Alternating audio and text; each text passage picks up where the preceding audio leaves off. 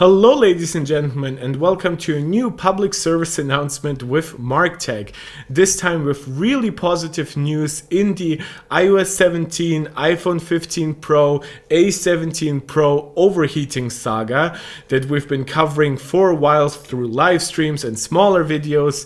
And of course Apple had promised a fix coming for this, so it's actually one of the rare issues that was completely acknowledged by Apple. And now we're getting iOS 17.0.3, an official fix for those problems.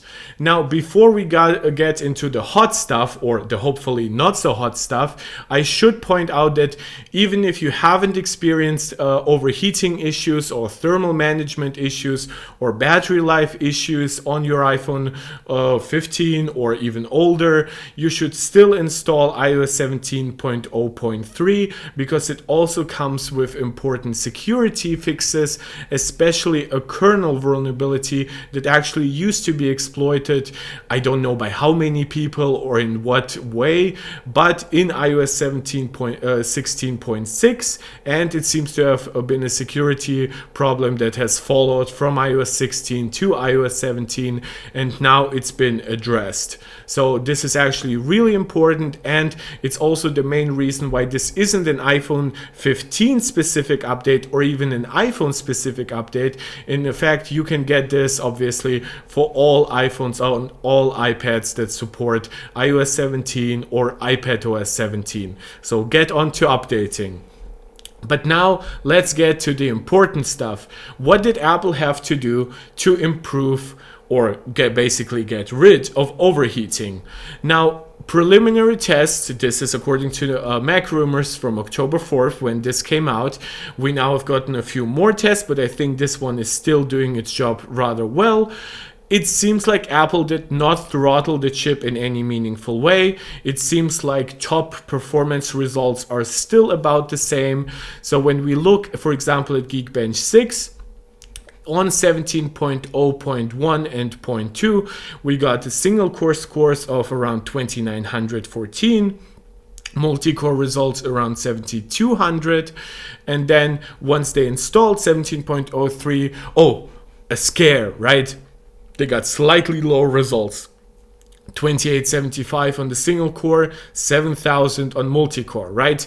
Well, what have I told you guys over and over again? When you install a new operating system version, even if it's a small one, right? It's a 0.0.3 release, right? There is still some stuff happening in the background, and your phone might still be even hot from installing the actual update. So if you give it some time to cool off, what you get instead are results that are actually higher than what they got on previous version. The single core result is now 2941, and the multi-core score is actually higher than anything that I have ever seen on my iPhone, which my iPhone 15 Pro Max maxes out at around 7400 usually. Well, they got 7523. This is why their preliminary response to the question of whether or not 17.03 slows down your iPhone 15 Pro seems to be probably not. Right now, we do not have as comprehensive graphics tests as we have CPU tests. Obviously, Geekbench is really easy to test. However, I can recommend you guys check out the video from MaxTech on this. They've done some really good testing, and we're actually shocked to find just how thermally stable the 15 Pro now seems to be. I've ran the wildlife stress test on 3D Mark on my iPhone and got very comparable 85% stability in that test. Not the wildlife extreme test, by the way, if anybody just wants to run the test for themselves.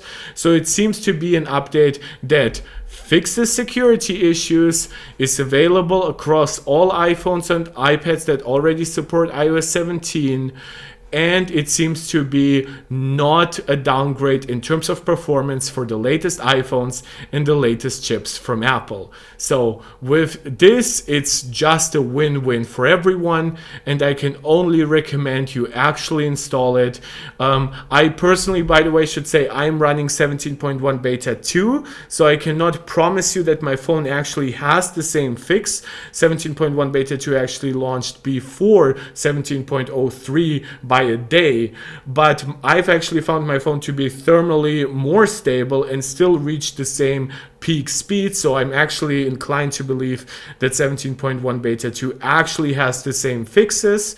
But if you're somebody who isn't yet running a beta version, I really highly recommend you install 17.0.3. It's rare that Apple fully acknowledges a problem and then fixes it quickly. So in this case, I'm really grateful, but again, this needed to happen. It would have been extremely bad from them if they hadn't addressed it. I'll keep covering this issue. If there are any new findings, if there's anything that like goes against what you can see in the latest MaxTech video, or anything in other benchmarks or anything in games.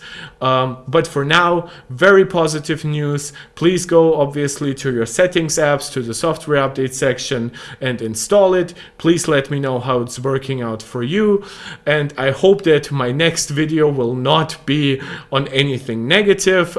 You can check out my latest live stream where I've also covered this issue, but where I've also talked about the Pixel 8 and 8 Pro announcements and the potential of a new iPad mini 7 still coming this year. So a big thank you to anyone who's also joined this channel over the last couple of weeks.